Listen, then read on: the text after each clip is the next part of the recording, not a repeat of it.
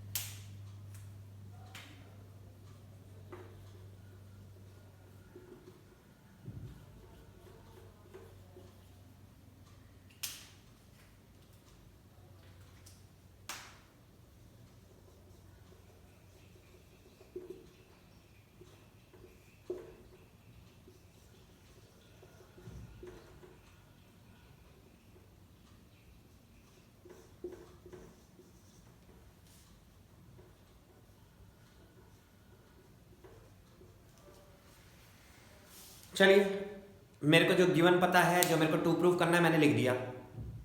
मैंने अपनी तरफ से कंस्ट्रक्शन करा है, मैंने S M parallel to Q R draw किया है। मैं ये मान के चल रहा हूं कि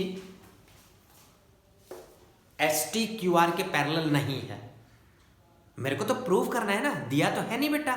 तो मैं ये मान के चल रहा हूं एस टी क्यू आर के पैरेलल नहीं है, मान लो, एज्यूम कर लो। तो जब वो पैरेलल नहीं है तो हम तो कंस्ट्रक्शन से ड्रॉ कर सकते हैं। तो मैंने कंस्ट्रक्शन से ड्रॉ कर दिया S M parallel Q are.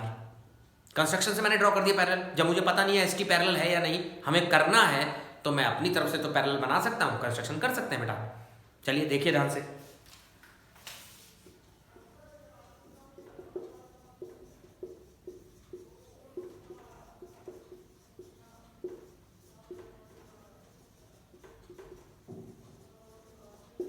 अगर किसी भी ट्रायंगल में पैरेलल होता है पी क्यू आर में, S M parallel Q R by construction, तो थेल्स थ्योरम लगा सकते हैं। थेल्स थ्योरम की स्टेटमेंट होती है बेटा,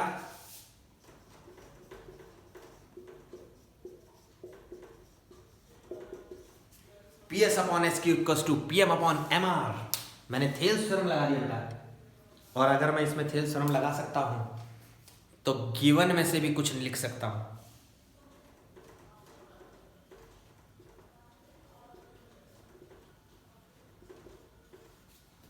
P S upon P Q equals to P T upon T R, ये मेरे को गिवन दे रखा है बेटा।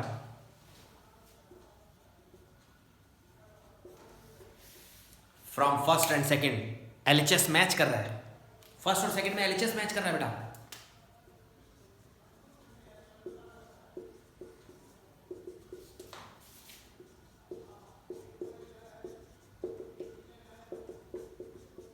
अब आपको अच्छे से याद होगा, जिसका एलएचएस मैच करता है उसका आरएचएस भी मैच करता है। देखो इक्वेट कर दिया, P S by P Q match कर रहा था, आर एच एस भी मैच करा दिया।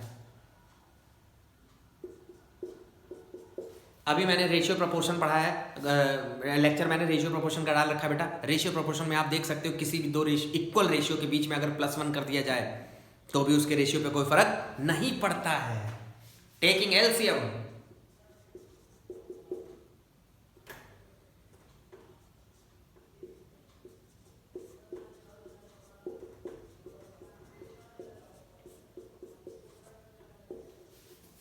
डायग्राम में से M R plus P M,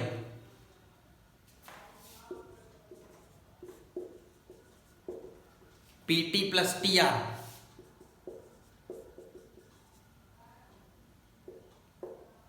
same.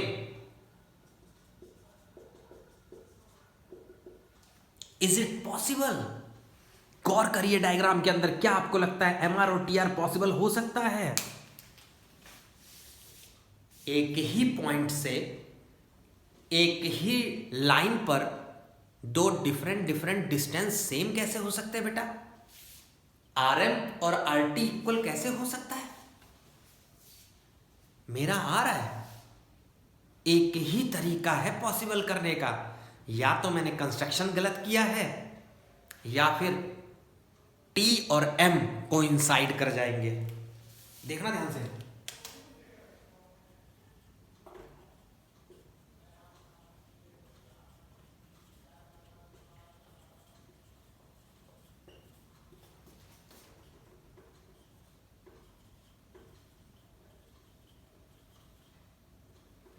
T और एम आपस में कोइंसाइड कर जाएंगे, और अगर एम और टी एक ही पॉइंट है तो एस एम की जगह एस टी लिख सकता हूं।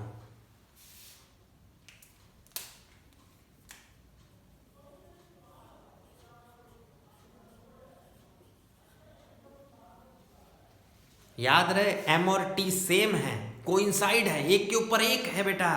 तो अगर एम और टी एक के ऊपर एक है तो S T parallel Q are. Prove हो गया, कन्वर्स ऑफ थेल्स थ्योरम। यहां से आया था बेटा, नोट करो जल्दी फटाफट।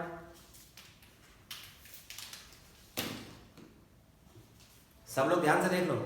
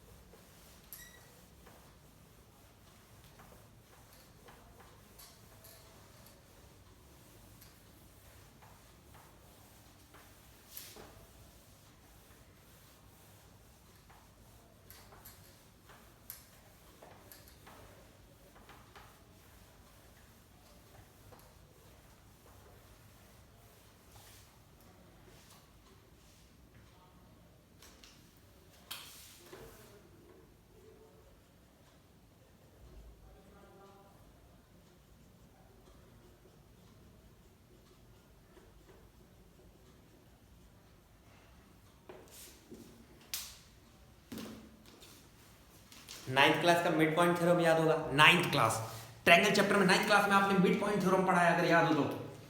किसी भी ट्रायंगल की अगर दो साइड्स के मिड पॉइंट को लाइन जोड़ी जाए तो वो थर्ड साइड के पैरेलल और हाफ होती है। दिमाग चलाओ। मैं उसी थ्योरम को थेल्स थ्योरम से प्रूव करूंगा। उसी थ्योरम को आप थेल्स थ्योरम से प्रूव करेंगे। ध्यान से।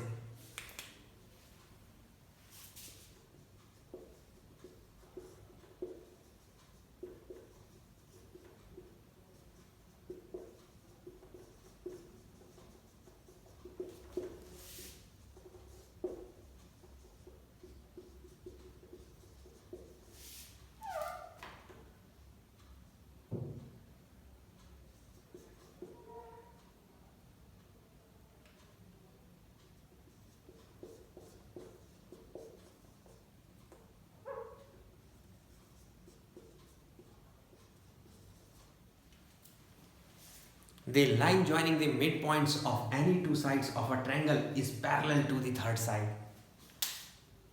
is parallel to third side. The line joining the midpoints of any two sides of a triangle is parallel to third sides. ध्यान से बेटा, बहुत ध्यान से देखिएगा कैसे क्या करने वाले हम लोग.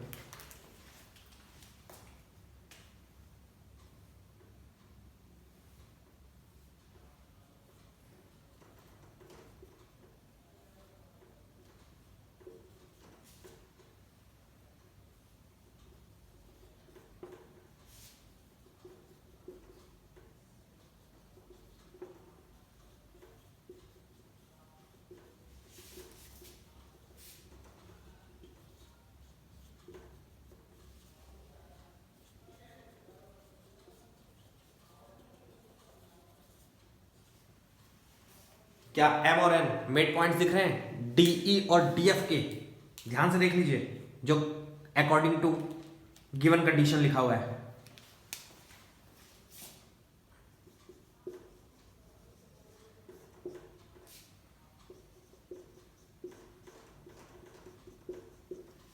एम एन और ईएफ को पैरेलल कर रहा है बेटा. एम एन और ईएफ को पैरेलल करना है, ध्यान से.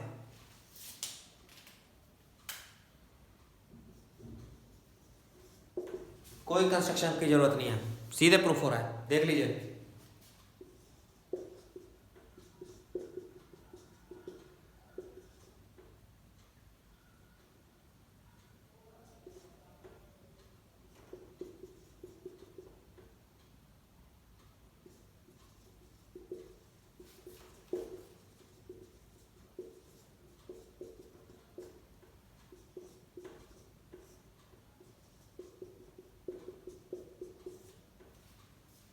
बहुत ध्यान से देखिएगा.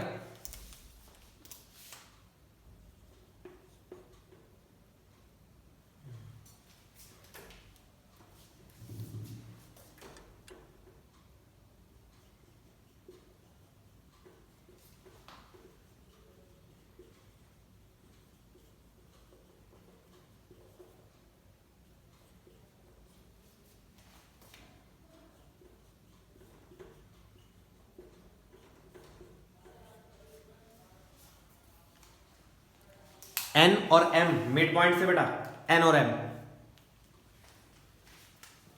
फर्स्ट और सेकंड क्या कॉमन है, क्या मैचिंग है? आरएचएस.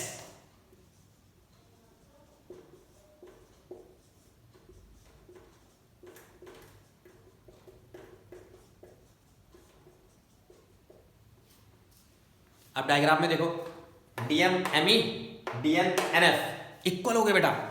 और अगर ये दोनों इक्वल हो जाते हैं तो by converse of Thales theorem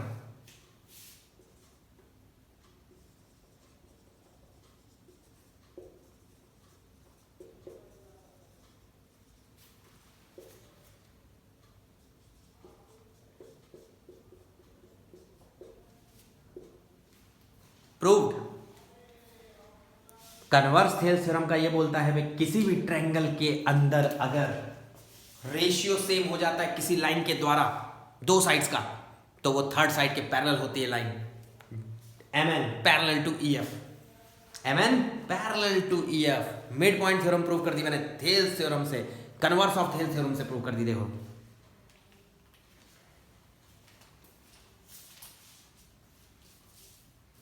बहुत ध्यान से बेटा.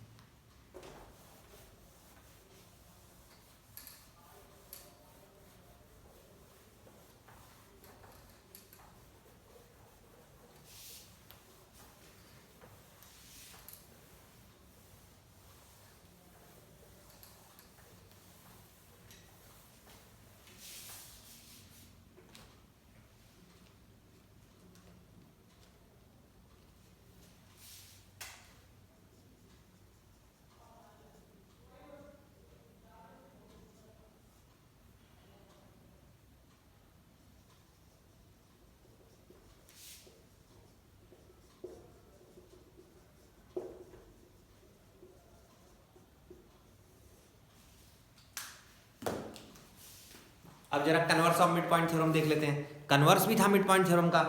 अगर मैं किसी एक मिड पॉइंट साइड के मिड पॉइंट की बात कर लूं,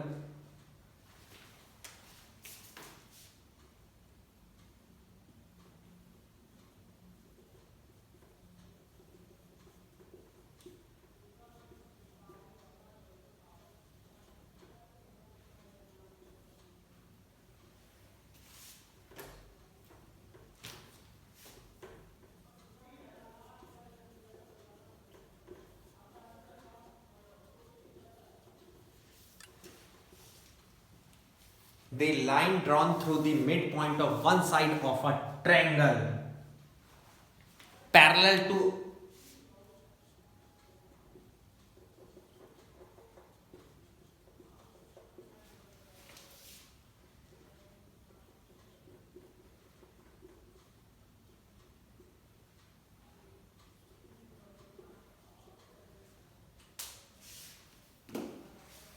the line drawn through the midpoint of one side of a triangle parallel to other side bisects the third side। तो वो तीसरी साइड को बाइसेक्ट कर देगी। अगर मैं किसी एक ट्रायंगल की किसी एक साइड के मिड पॉइंट से एक लाइन ड्रॉ करूं जो किसी दूसरी साइड के पैरेलल हो, तो वो तीसरी वाली साइड को बाइसेक्ट करेगी। Converse of mid point.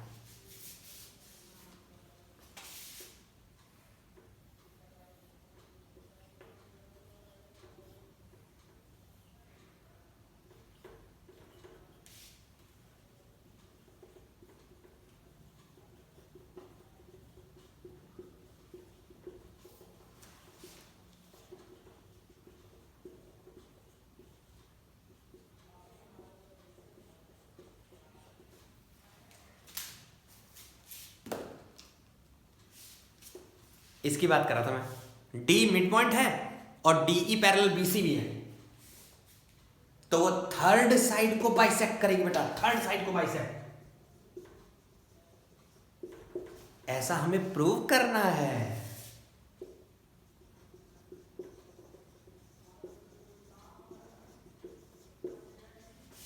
Is mid point of AC. E जो है एसी का मिड पॉइंट है बेटा।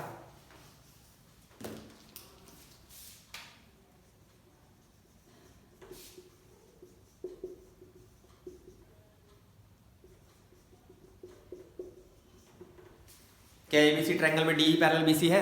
खटाखट लगा रहा हूं, खटाखट। अगर पैरेलल हो जाता है किसी भी ट्रायंगल में तो थेल्स थ्योरम लगा सकते हैं।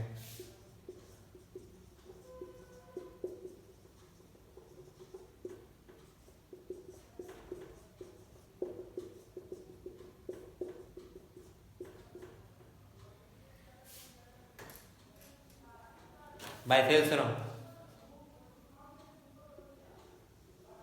डी मिड पॉइंट है बेटा, D mid point.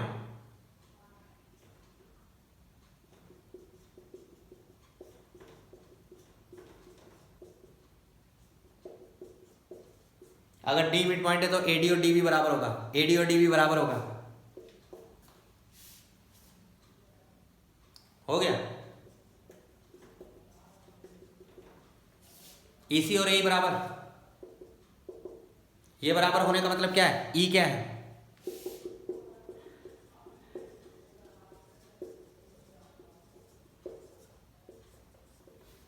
is midpoint of AC। E is midpoint of AC बेटा। E is midpoint of AC है ना, बहुत खतरनाक। देखो converse of mid point theorem prove कर दी बेटा। Converse of mid point theorem बहुत इंपॉर्टेंट है बेटा। चलिए अब मैं आपको बताना चाहूंगा एक इंपॉर्टेंट रिजल्ट जो आपको याद रखना है ध्यान से।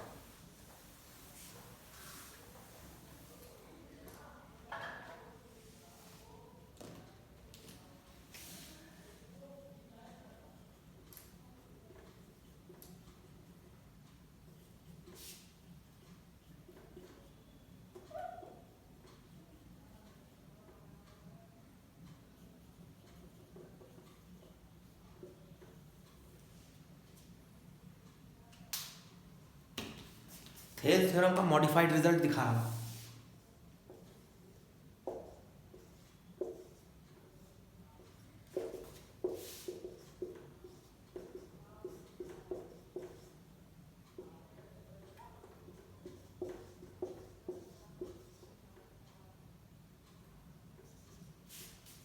अगर पी क्यू आर ट्रायंगल के अंदर S T Q R parallel है, अगर पी क्यू आर ट्रायंगल के अंदर S T parallel Q are है अगर, तो थेल्स थ्योरम के हिसाब से आपको क्या याद है?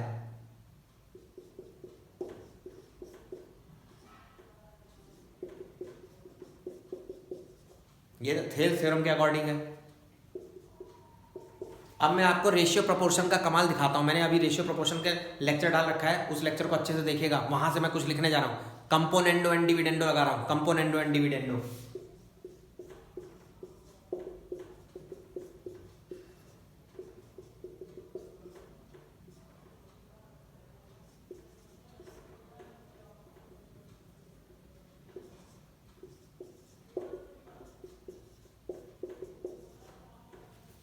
आप ये लिख सकते हो। बहुत इंपॉर्टेंट चीज बता दी है बेटा मैंने, P S S Q P T T R, ये तो आप पहले ही कंपोनेंट उसमें पढ़ चुके हो। थेल्स थ्योरम, थेल्स थ्योरम का अगर रेशियो है तो करस्पॉन्डिंग कंपोनेंडो एंड डिविडेंडो के हिसाब से मैं उसी रेशियो के साथ खेल कर रहा हूं, जो आपको रिजल्ट के लिए तौर पे याद रखना है। P S upon P Q, P T upon P R, S Q upon P Q, T R upon P R, ये भी लिख सकते हो, या उसका उल्टा, यानी P Q upon S T, S Q, P Q upon S Q और P R upon T R. ये रेशियो प्रोपोर्शन है बेटा, लेक्चर देख सकते हो रेशियो प्रोपोर्शन अच्छे से। जिनको याद होगा वही दिमाग लगा पाएंगे। ये मॉडिफाइड रिजल्ट है, बहुत जगह जरूरत पड़ेगा।